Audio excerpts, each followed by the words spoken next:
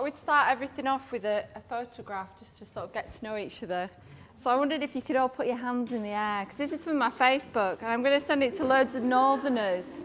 So they know that southerners are really nice and friendly. Go on, say, I'm nice and friendly. There we go, just take two for good luck. There you go, thank you. I thought it was really nice what the first lady said in her talk about listening to your kind of inner self, because before I came down to Brighton, I didn't know anyone in Brighton, and I just had this real sense that I had to leave the north of England. I'd spent a lot of time up there when I was up to being sort of 23, 24, and I felt like I'd lived my time up there. Usually when you go away to university, you go somewhere completely different to where you're from, and I thought, oh, Newcastle would be really different. And because I'm actually from Yorkshire, and it wasn't completely that different. So coming down here was like dying and going to heaven. It was like being abroad, you know. It's like, honestly, it does. It feels like that. And you know, you've got the sea, and you know, it just feels very continental.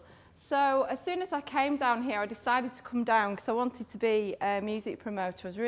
Had listened to my inner voice, as the lady said from the first talk. I was quite young then to actually do that, because it's only, as she said, in my 30s and 40s that I've actually got to kind of listen to myself a lot more and actually sort of love myself a lot more. But I did something brave, and I listened to myself, and I've been helping out a lot up north with various gigs, and I'll go on to talk about that, and really enjoyed it, and really just wanted to find my sort of place and my city, my town. It was a town then, it's a city now.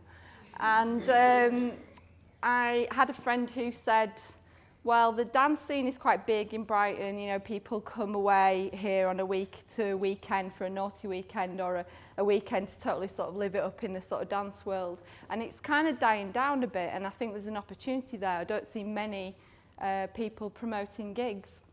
There was about 3 venues then. Can you imagine it? There's about 40 now. And there's about 40 odd promoters as well. So that was the start of my journey really with melting vinyl, and that's how I came to do what I'm very passionate about. So my role models for music was these kind of men. Not exactly role models, but you know, it was kind of metal times. There wasn't many women, or there wasn't any women that I knew as role models. So all I knew about music was through men, really. I went out with, this isn't meant to sound rude, but I went out with men with big record collections. And I went out with them more to know about music and what they're into, because it was a very, growing up in the 80s and 90s, I don't know if you found this as well, music was very, because we didn't have the internet then, and it was very kind of in groups, and a lot of men talked about it in groups. And they talked about music very differently to how women talked about music, or women didn't talk about music at all. So men would get together and know all the names of the producers, they'd know all the names of the songs and the records. And without stereotyping women, I think where I found a woman who wanted to talk about music, it was more about how they enjoyed the live show, how they sort of experienced it, maybe a bit more emotionally. But there weren't many role models for me. My mum, maybe. So this is my mum. I think my mum would have liked to have been part of the music industry. She was, the only thing that was available back then was maybe being a groupie to get close to blokes and into music. She used to go to a really cool club called the Twisted Wheel in Manchester. I don't know if Claire from Oldham, where are you, Claire? Claire's going to say to me every now and again, you're doing all right, Anna, aren't you, Claire? I feel a little bit nervous. I'm not usually at the front. I'm usually taking money on the door. So my mum married quite young, as they did in the 60s and 70s. She was a model, really into her fashion. She was a mod, and she used to go to this very cool club, get the train over from Bradford to Manchester every Saturday night, and it started at 12 o'clock. It was like an R&B club. People like Rod Stewart and the Faces and that played there, and it went on till like 6, 7 in the morning. So my mum had a very good record collection and really loved music and was a really great dancer. Now, I really wanted to define myself away from my siblings, and this is my stepbrother, David, who was a punk. So I just thought, well, punk's not for me, it's for him. And then my sister, that's me on there, long hair. My sister was into C86. I don't know if anyone knows C86 here. But it was a time when people really got into really cutesy, very sweet kind of indie pop music, which I'm not adverse to, but it was what my sister was into. She used to get kind of a lot of kind of lonely guys from Milton Keynes writing to her and sending her like pictures of flowers through the post. It was all very, you know, I just thought she was a bit wet and sad, and you know, just it wasn't for me anyway. But you know, she was into some cool stuff. And then this was my stepsister Jane, and she was a lot older than me, and she was into new romantic music. I wasn't of that kind of generation. So I didn't have many options, so I started off with all that was kind of available to a young girl. Because I don't know if anyone else remembers growing up in the 80s and going to clubs, but you could, if you were a young girl and you made yourself up, you could get into clubs quite easily. And I started to go into clubs when I was 14, 15 on a school night. And it's because they wanted more women in clubs, didn't they? Like the blokes had to pay and the women could get in for free. Women, I was a child. So I was a chav. I was a complete chav. That was all that was available to me. So whenever a song came on and you had a bit of action, you know, like never gonna give you up, never gonna let you down, never gonna run around, or give me some, that kind of thing. I was there, so I kind of did define myself away from my possibly cooler siblings. And then I suppose you get on a journey where rather than consuming music, you want music to consume you, and I fell in with a group of lads, not girls. I never really found many girls when I was growing up to talk to about music who were into music. Maybe my best friend, she was into The Cure and she was into Prince, and that was it. But I was quite into the Smiths, and I got more into sort of alternative stuff, maybe through sort of John Peel and being a bit more confident about reading The Enemy and things like that. So I ended up going to university after I'd been to art college in Bradford, and I got in with a crowd who put a lot of gigs on in a pub called I think it was called the Cumberland Arms. It was under Biker Bridge, and it was a little room above a pub, and you actually had to go through the pub to get there. Hopefully this will stay on, sorry about that. And it was like the early 1990s, but there were still two separate rooms downstairs, one for ladies who had ladies' glasses, and then one for the blokes who had, you know, heavy pint glasses. So it was really traditional downstairs. And then this crazy sort of riot was going on upstairs. And it was this thing called Riot Girl. I don't know if any of you have heard of it. But it was where girls started to reclaim their right to have a presence in the music scene and to love music and be part of it. And you didn't have to play a tune. You didn't have to be able to play properly an instrument. It was about just getting up there and doing it and having the confidence to do it. And that was the most important thing. And up to that point, I hadn't had much ownership on when I was out at a gig. And I thought that's normal. That's how you feel. You know, it's for blokes really more. But I kind of know a bit about music and I'm a bit blokey, so I'm all right. You know, but so it was really lovely to be part of this because I felt like really present, and I felt like I started to have ownership on being okay to be at a gig, and you know, music and gigs being part of my world as a woman. And Riot Girl was really interesting. Probably, what's it called, where it's sexism but it's positive. Is it positive discrimination? Is that it? Where sometimes the gigs were all female, so it's a bit like tonight. I know there's a few lads out there, but on the whole we're all female, and the room feels really quite different. I'm really quite enjoying the experience of it. And if there was lads there, they had to get to the back, and the women were at the front, because I don't know if you remember gigs in the 80s and 90s, they could be quite violent to go to. You could you'd be at the front and people would be stage diving with really heavy boots on, sometimes steel toe caps, and you could get one of those right in your face, you know, and if you wanted to be down the front, or there'd be lads with really heavy, thick dreads, like going thrashing like that. And I wanted to be at the front. I wanted to see what the band looked like. I wanted to experience it, and it was a violent place. So this kind of scene was really positive. It was really nice. And the girl who was running it, she ran a label called Slant with a guy called Pete, and they put records out for Knicky, which was Lauren Laverne's band, who went on to be a Six Music presenter. So I'd done my time in the north. I'd lowered my vowels enough. I needed to higher my vocals and come down south. And I fell into promoting by accident. I was working on Impact magazine, if you remember that, in Brighton. It was a free magazine. There's a few people nodding at the back. Hey, you're in a band that I put on. Hello. Am I doing all right, Claire? Good, thank you. Anyway, so there was a venue called the Free Butt. I don't know if you remember the Free Butt. Americans would find it most hilarious when they'd play there.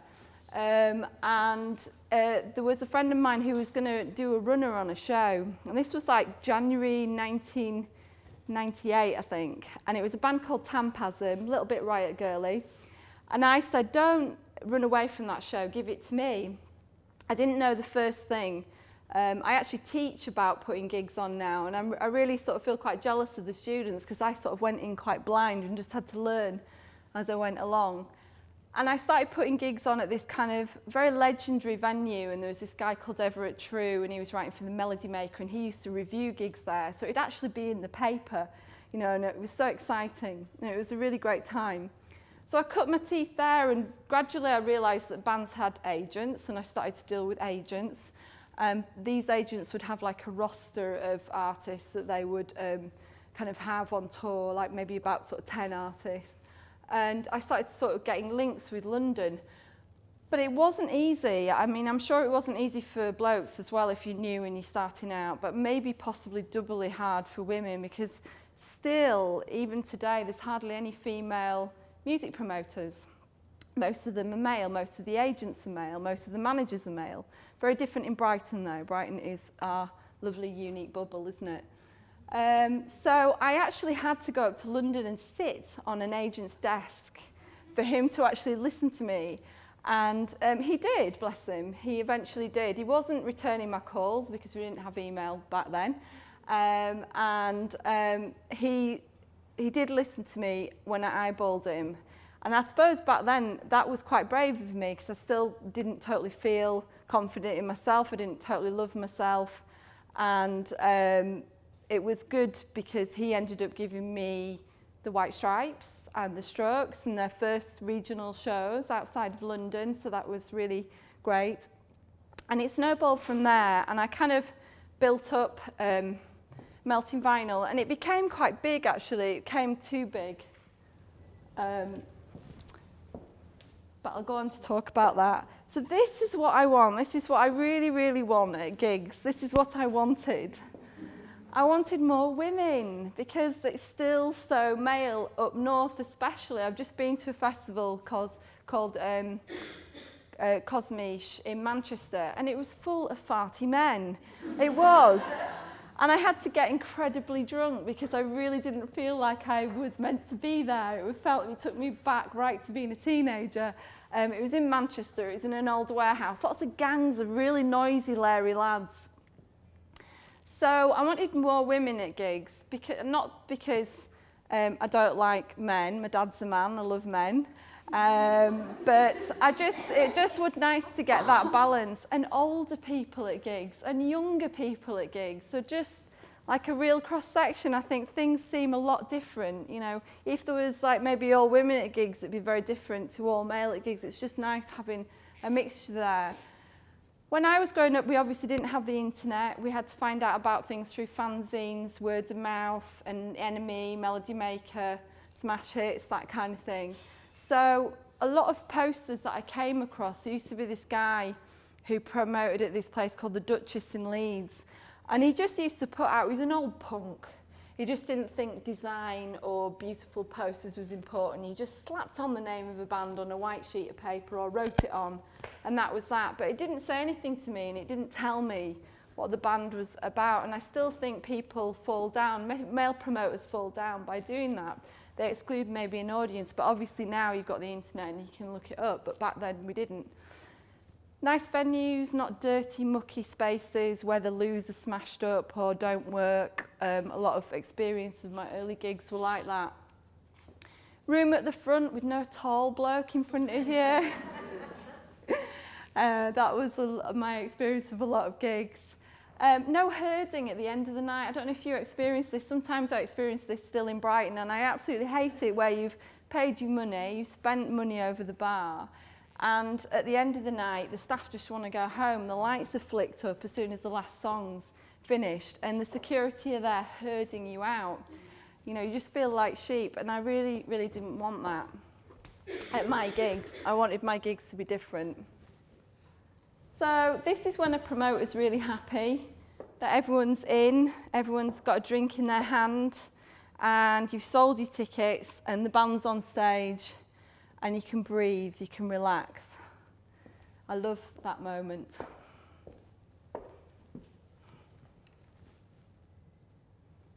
So let's get creative. This was when I got quite bored of being fed to by male agents in London and their choice of bands, because if you start working with an agent, you've pretty much got to do all their roster or they won't work with you.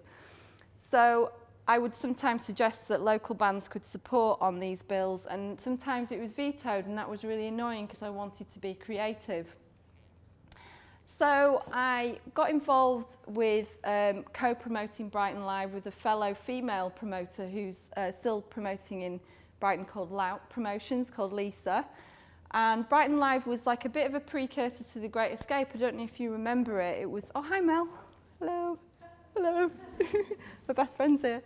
And it was a precursor to that, and it happened in about 15 venues around Brighton. It was a really great time because the music scene had grown and got quite big, and there was so many different niche-y great Brighton bands. It was really exciting. There was so much creativity, as there still is in Brighton. You could just promote Brighton bands and have a really great programme of artists in Brighton.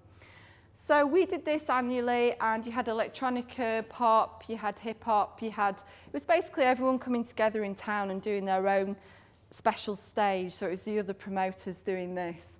And obviously The Great Escape caught onto that, and that's very much what The Great Escape's about now, lots of bands playing in lots of different places.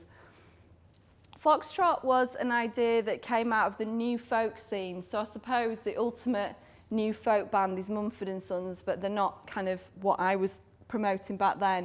The kind of thing I was promoting was like Johnny Flynn and the Mouldy Peaches and Joanna Newsom and people like that. And with a local label called Welcoming, I started up a festival that we did at Stanmer House. It was absolutely beautiful and glorious. So one of the rooms would be almost like a stately room, and we'd have these amazing kind of new folk artists. And new folk, if you don't know what it is people who love the essence of folk, which is the lovely atmosphere and the lovely words and the kind of talking about your own life in song. And also with maybe a bit of indie kind of sensibility about it as well, so a bit of sort of contemporariness. So we did that, and that was just a really inspiring thing. We had Laura Marling play when she was quite young, well, she's still quite young. And then we also had Anna Calvi, who's really tiny and diddy and just got this amazing voice. So that was exciting. I got involved with, I started Vive la France French Festival, and I'll show you some of the images actually. And this was where there was quite a lot of kind of great French bands coming out around the time. I think I started it in 2009. And I did a festival where I hired out 3 venues and programmed it full of all the kind of French music that we kind of like over here, but it sort of stereotypes some of it. So chanson, electro-pop, and really quirky artists. So we had one artist playing who whistled like a bird and then recorded it and then sang with it, and it was, you know, it was just inspiring. It was really great. So it was nice to start to get ownership over my own kind of creativity, to have an outlet. just show you some more pictures. This was where I worked with a dulcimer player, Jeff Smith, and he did a tour of cinemas. So I became an agent. I started working for Fat Cat Records. I don't know if you know Fat Cat, Sigur Ros's first home. And Jeff wasn't on Fat Cat, but Live Reel, which is somewhere down here, was my agency. So I started to build up a roster of artists and started to organise like international tours and actually go abroad and see other promoters and talk to them about their work. Because as a promoter, it can be quite a kind of lonely life. You work very long hours, you work late, everyone thinks you're on a jolly, but you're not. You're kind of working, you're all socialising and having a good time, but we're kind of holding things together and making out we're having a good time, but really kind of fretting about ticket sales and things like that. So it's always nice when you meet a sort of fellow promoter. Granted, they're all male, not many ladies, again, abroad, which is still a shame. This was really interesting. This is one of my last projects that I'm going to talk to you about. Am I all right for time? Yeah. This was where I started working with Towner Art Gallery, and whenever they had a major exhibition on, they wanted to do something really fun and playful for adults and just change people's perception of galleries being kind of quite a silent, kind of quiet, studied sort of place. So what they would do, fools, would give me a budget and I would put a night together in collaboration if the artist was still alive, I'd talk to them, where we would open up the gallery late and we would have music and we would have something maybe fun and playful to do. So with this, we had an abstract dance-off where you had a ringleader at the front and she was giving you lots of different shapes and then you had to do them and then you won a prize and things like that. And then we had Bob and Roberta Smith. That's the guy who does a lot of kind of font art, and he came along with lots of ideas, painting your favourite vegetable and things like that. We had a Japanese artist called Takamori, and he did a lot of really amazing like subculture culture dress, people were like rockabillys or mods or whatever, really tiny little carved things. And with that we did an event called Gig in a Box, where you'd be there'd be two entrances to like a cardboard box, and you could go in and sit down, and on one side there'd be an artist performing, and then on the other side there'd be an audience member. So it's like a really tiny little gig that you and the artist could experience. So this was just great to sort of channel my kind of creative energy and reclaim something from the times when I was just constantly being fed to by agents. Some of the bands were good that I was being fed to, by the way. So I couldn't have done it without you, Brighton. I really couldn't, and I absolutely love every day that I spend in this city. I did the right thing. I listened to my inner voice, what the lady was saying in the first talk. Because Brighton really made me, and Brighton made me into someone who really loves themselves and feels a lot more confident about themselves and feels confident in an industry that's still really full of sausages. It's full of men. And I'm so sad that hasn't changed, but I didn't have a role model when I was growing up. So I'm really hoping through my teaching at BIM, where half the class is ladies, and from just actually being out there at gigs and making choices about music and my programming that I do at Melting Vinyl, that I become a role model.